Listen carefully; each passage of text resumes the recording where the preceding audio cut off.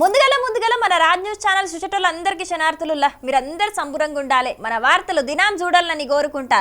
చలో మరి ఇయాల్టి మన రచ్చబండ ముచ్చట్లను షురు చేసుకుందాం.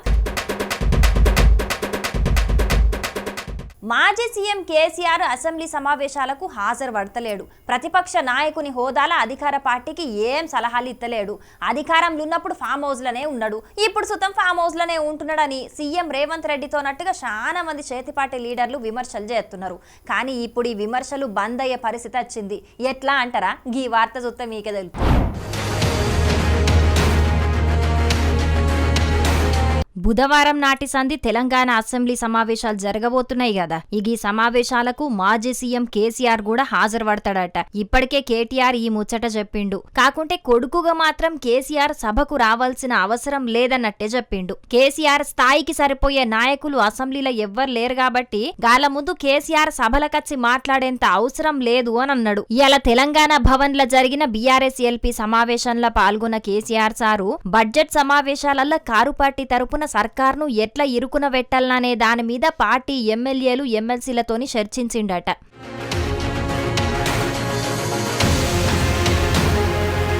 పోయిన బడ్జెట్ సమావేశాల నాడు అసెంబ్లీకి వచ్చిన కేసీఆర్ మళ్ళా అసెంబ్లీలో అడుగు పెట్టలేదు. ఏడాది తర్వాత ఇప్పుడు మళ్ళా సభ కత్తుండే వరకు గులాబీ నాయకుల లోపట జోష్ పెరిగిందట. ఇక అదే ఊపుల ఈ సమావేశాల సర్కారు వైఫల్యాలను కడిగి పారేద్దామని కొందరు డిసైడ్ అయ్యారట. తెలంగాణలో చాలా ఏరియాల సాగునీళ్లు లేక పంటలు ఎండిపోవుడు, కాళేశ్వరం ప్రాజెక్టును పట్టించుకోకపోవుడు, కరెంటు తక్లీఫ్లు వెరుగుడు, యూరియా దొరకక రైతులు అల్లాడిపోయిన ముచ్చట్లు, మిషన్ భగీరథ నీళ్లు సుతం చక్కగా రాకపోవుడు, ఎస్ఎల్బీసీ సొరంగం కూలిపోవుడు, సర్కార్ తీసుకొస్తున్న కొత్త అప్పులు, భూములు అమ్ముతున్న ముచ్చట్లన్నిటి మీద సర్కార్ను గట్టిగానే నిలదీద్దామని కారుపాటి ఎమ్మెల్యేలు ఎమ్మెల్సీలు అస్త్రాలన్నీ సిద్ధం చేసుకుంటున్నారట. ఇక ఇన్ని దినాలు కేసీఆర్ సభకత్తలేడని విమర్శలు చేసిన సర్కారు మాజీ సీఎం ప్రధాన ప్రతిపక్ష నాయకుడు కేసీఆర్ కు మాట్లాడేటందుకు ఏ పార్టీ సమయం ఇత్తదో, రెండు పార్టీల నడుమ మాటల యుద్ధం ఎట్లుంటదో చూడాలిగా.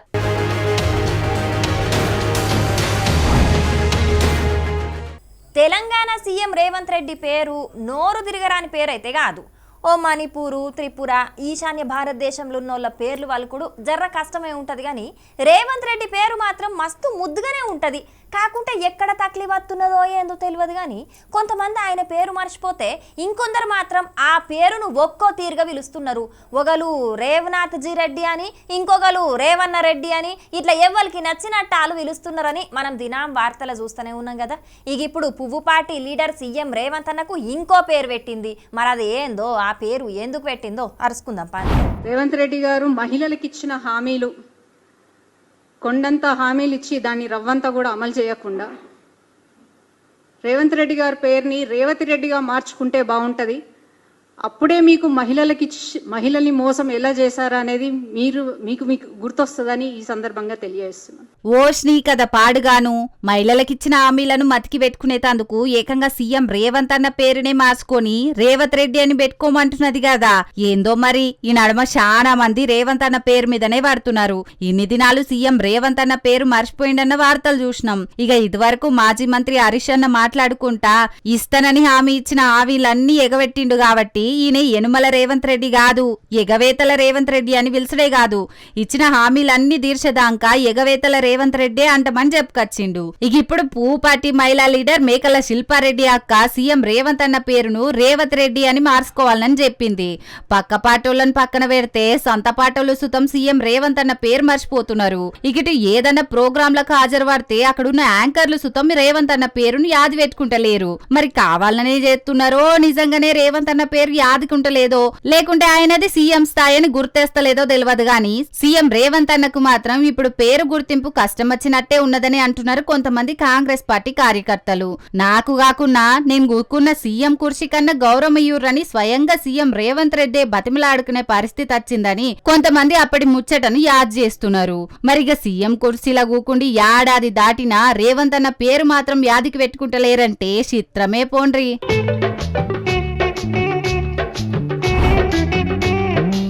తెలంగాణ తెలంగాణలో విద్యాశాఖకు ప్రత్యేకంగా మంత్రి లేడు, కాకుంటే విద్యాశాఖ ముఖ్యమైంది కాబట్టి దాన్ని నా దగ్గరనే పెట్టుకొని చూస్తున్నా అని సీఎం రేవంత్ అన్న చెప్తున్నాడు. కానీ రాష్ట్రంలో మాత్రం విద్యారంగంలో సమస్యలు రోజు రోజుకు పెరుగుతూనే ఉన్నాయుల్లా. పాపం గీడో స్కూళ్ళ పిల్లలు ఎంత అవస్థ పడుతున్నారో మీరే చూడు.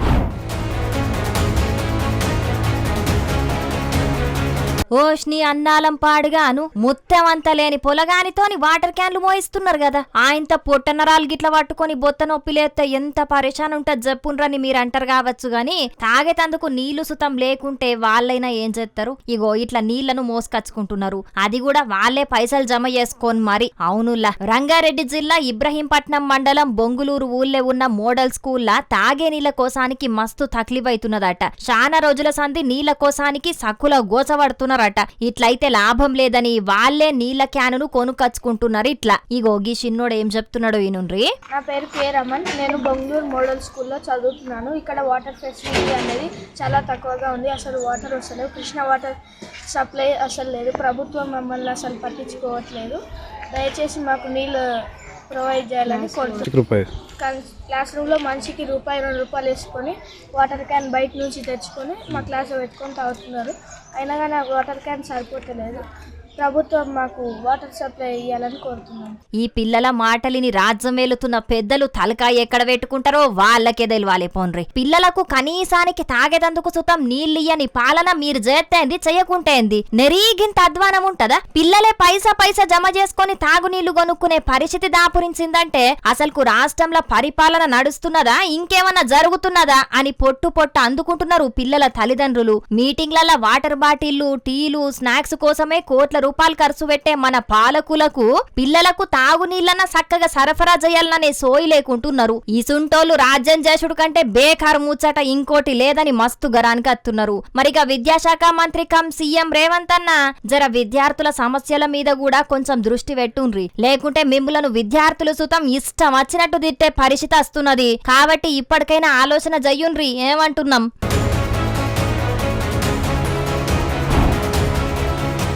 ఎస్ఎల్బిసి సొరంగం కూలి రోజులు వారాలు గడుస్తున్నాయి కానీ ఇప్పటికి సుతం కార్మికుల జాడ తెలుస్తలేదు. మొన్నట్ల కేరళకెంచి క్యాడవర్ డాగ్స్ను తీసుకొచ్చి ఎన్కులాడిస్తే ఒక్కరి జాడ దొరికింది కానీ ఇంకా 7 పరిస్థితి ఏందనేది మాత్రం తెలియకుండానే ఉన్నది. గందుకే ఇవాళ ఇంకో కొత్త ఉపాయం చేసిండ్రు రెస్క్యూ అధికారులు. మరి వాళ్ళు చేసిన ఉపాయం ఏందని తెలియాలంటే ఈ వార్త చూద్దాం పండ్రి.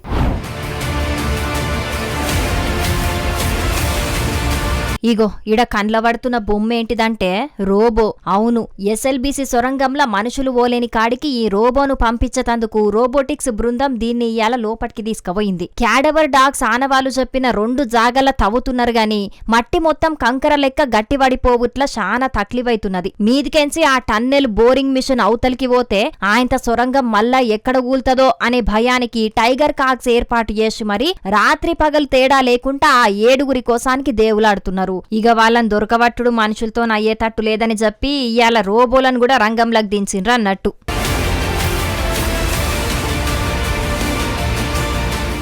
దేశంలో ఎన్నో సొరంగాల ప్రమాదాలు జరిగినాయి గాని ఎస్ఎల్బిసి తీరుగా ప్రమాదం మాత్రం ఎక్కడ జరగలేదని నిపుణులు అంటున్నారు. వేరే జాగాల సొరంగాలు తవ్వినప్పుడు నడమ మీది నుంచి రంధ్రాలు చేసి దాంట్లోకెంచి గాలి వెలుతురు పోయేటట్టు ఏర్పాట్లుంటాయి. కానీ ఎస్ఎల్బిసి సొరంగంలో మాత్రం పోయేదారులనే మళ్ళా వెనుకకు రావాలి, బయటికెంచి వెలుతురు కూడా రాదు. ఆక్సిజన్ కోసానికి పైపులు మాత్రం ఉంటాయి. అందుకే దాంట్లో చిక్కుకున్నోళ్ళ జాడ కనివెట్టుడు కష్టమైతున్నది. మరి ఈ రోబోలన్నా ఆ 7 జాడ కనివెట్టాలని అందరూ కోరుకుంటున్నారు. చూడాలి మరి ఈ రోబోల పనితనం ఎట్లుంటదో.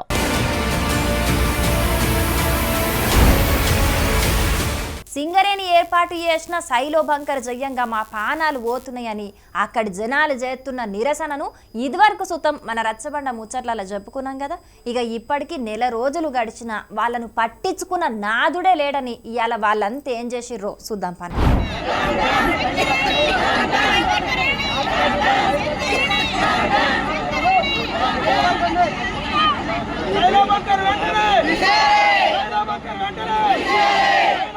సైలో బంకర్ జయంగా ఇప్పటికే మా ఏరియాల 100 మంది పానాలు పోయినాయి. కాబట్టి సైలో బంకర్ అయినా బంద్ పెట్టాలే, లేకుంటే మమ్మల్నైనా వేరే కాడికి తరలించాలని నెల రోజుల సంధి ఖమ్మం జిల్లా సత్తుపల్లి మండలం కిస్టారం ఊరి జనాలు నిరసన చేస్తున్నారు. అయినా కూడా ఇటు సింగరేణి అధికారులకు అటు సర్కార్ పెద్దలకు గింత కూడా జిర్రుమంటలేదు. పేరుకు ఉమ్మడి ఖమ్మం జిల్లా నుంచి 3 మంత్రులున్నారు గాని మా బాధలు పట్టించుకోంది వాళ్ళుండేమిటికి లేకేమిటికని అక్కడి జనాలు కోపానికి అత్తున్నారు. సింగరేణి మా భూములు జాగలు తీసుకొని మాకు కాలుష్యాన్ని నిడిచిపెడుతున్నది, అది జయంగా లేనిపోని రోగాలచ్చి మా ఓళ్ళంతా జీవిడుస్తున్నారని అక్కడి జనాలు మస్తు గరమైతున్నారు.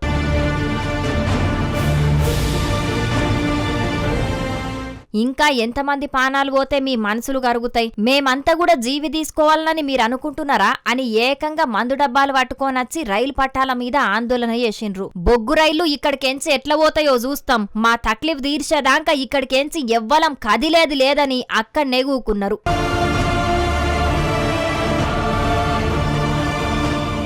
మరిగా సింగరేణి పెద్ద సార్లు మీకు మనుషుల పానాల కంటే బొగ్గే ముఖ్యమా? దేశానికి ఎలుగులిచ్చేతందుకు వాళ్ళ బతుకులు చీకటిపాలు చేస్తారా? నెల రోజుల సంధి వాళ్ళు నిరసన చేస్తున్నా మీరు పట్టించుకుంటలేరంటే ఏమన్నట్టు? అదే కోపంలో వాళ్ళు ఏదన్నా చేసిండ్రనుకో మీ పరిస్థితి ఎట్లుంటది చెప్పుండ్రి. కాబట్టి ఇప్పటికైనా అక్కడి జనాలను సురక్షిత ప్రాంతానికి తీసుకుపోయి వాళ్లకు బతుకు తెరువు చూయించుర్రి. మరిగా చిన్న సీఎం బట్టి సారు ప్రజాప్రభుత్వం అని మాటలు చెప్పుడు కాదు, చేతల్ల చూయించేటట్టు జర మీరన్నా సింగరేణి అధికారులతోని మాట్లాడి అక్కడి జనాల తిప్పలు తీరువుండ్రి. లేకుంటే రేపట్ల ఈ నిరసనలు ఇంకింత ఎక్కువనే చేస్తారట అక్కడి జనాలు. జర చూసుకోండ్రి మరి.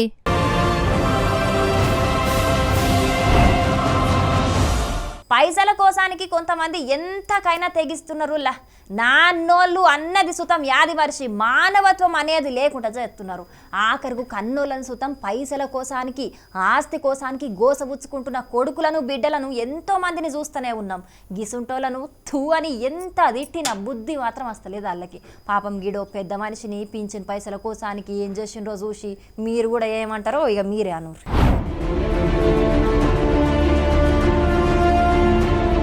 ఇగో ఈ పెద్ద మనిషి గురించేను లముచ్చట. ఈయన పేరు పిల్లల నారాయణ. సర్కార్ టీచర్ గా పని చేసి దిగిపోయిండు. 89 ఏండ్ల ఈడుకుంటాడు. హనుమకొండ జిల్లా కమలాపూర్ మండలం గూడూరు ఊరు. కృష్ణారామ అనుకుంటా కాలం గడిపే ఈడుల బుక్కెడు బువ్వ కోసానికి బాధపడే పరిస్థితి వచ్చింది ఈయనకు. అట్లా అని ఈయనకు పిల్లలేరని అనుకోకుండ్రి, 4 కొడుకులున్నారు. దాంట్లో 3 సర్కారు ఉద్యోగమే చేస్తారట, ఒక్కరు వ్యవసాయం చేస్తారట. కాకుంటే ఈ పెద్ద మనిషి మంచి చెడ్డలు అరుచుకునేటోళ్లు లేరట. పాపం ఇంటామె కాలం చేసే వరకు కొడుకులు పట్టించుకుంటలేరని బాధపడుతున్నాడు. నా భార్య చనిపోయింది 24 సంవత్సరాల. నేను 2వ కొడుకు దగ్గరనే ఉంటాను. 30 ఏళ్ళ తర్వాత కూడా అంతకు ముందు కూడా ఆ 2వ కొడుకు దగ్గరనే ఉన్నా. మిగతా 3 కొడుకులు, ఒకడు కరీంనగర్లో ఉంటాడు, ఒకడు స్టేషన్ గన్పూర్లో ఉంటాడు, ఒకడు భీమారా అని ఉంటాడు. వీళ్ళు 3 దిక్కులు ఉంటారు. ఎవడు నన్ను వచ్చి చూసిన లేడు, అడిగిన లేడు. జ్వరం వచ్చినా ఏమొచ్చినా పైప్ వేసుకొని 3 నెలలు అందులో పడినాగానే ఒక్కడు వచ్చి చూడలేదు, ఒక్క కోడలు వచ్చి చూడలేదు నన్ను. ఇక ఇక్కడ ఉన్న కోడలే బిడ్డలే అన్ని విధాలు కలుసుకొని ఉన్నది. నువ్వు గిన్నెళ్ళు బతుకుతావా? నువ్వు 2-3 నెలలకే చావాలి, భార్య చచ్చిపోయాక నువ్వు గిన్నెళ్ళు బతుకుతావా? నువ్వు ఎందుకు బతికినావు, ఎవరిని ఉద్ధరించుతావు అంటాడు నా కొడుకు. ఈ విధంగా అని దూషించుడు, నన్ను కొట్టిండు 3 సార్లు. పాపం గీ ఈడులున్న పెద్ద మనిషిని కొడితే ఎంత పాపం చుట్టుకుంటా చెప్పుండ్రి. కన్న తండ్రిని కొట్టనీకి వానికి చేతులు ఎట్లొచ్చినాయో వాని చేతులకు జట్టలు బుట్ట. ఈ పెద్ద మనిషి అసుంటి గతి వానికి పట్టదా? జర ఎన్కా ముందు గంతే తేడా. పాపం ఈ తాత చిన్నప్పుడు తాళ్ళెక్కి మస్తు కష్టపడి చదువుకొని సర్కార్ టీచర్ కోల్వు సంపాదించుకున్నాడట. 16 ఎకరాల భూమి సంపాదించి 4 కొడుకులకు సమానంగా పంచిచ్చిండట. ఈయన పేరు మీద ఇంకో 2 ఎకరాల భూమి, 4 గుంటల ఇల్లడుగు జాగున్నదట. వీళ్ళు నన్నిట్లా గోసబుచ్చుకుంటున్నారు కాబట్టి నేను ఆ భూమిని ఎవరికో దాన ధర్మం చేసుకుంటా అని అంటున్నాడు. ఆయనకు కొడుకుల మీద ఎంత విరక్తి ఉడితే గా మాట అంటాడు చెప్పుండ్రి. కానీ అయ్యవ్వకు బువ్వ పెట్టకుండా గోసబుచ్చుకునే ఈసుంటి కొడుకులకు గట్టి శిక్షలే ఇయ్యాలే. అట్లయితేనే కడుమూలకు సిగ్గన్నత్తది అని అంటున్నారు ఈ నారాయణ తాత ముచ్చట తెలిసిన అక్కడి జనాలు.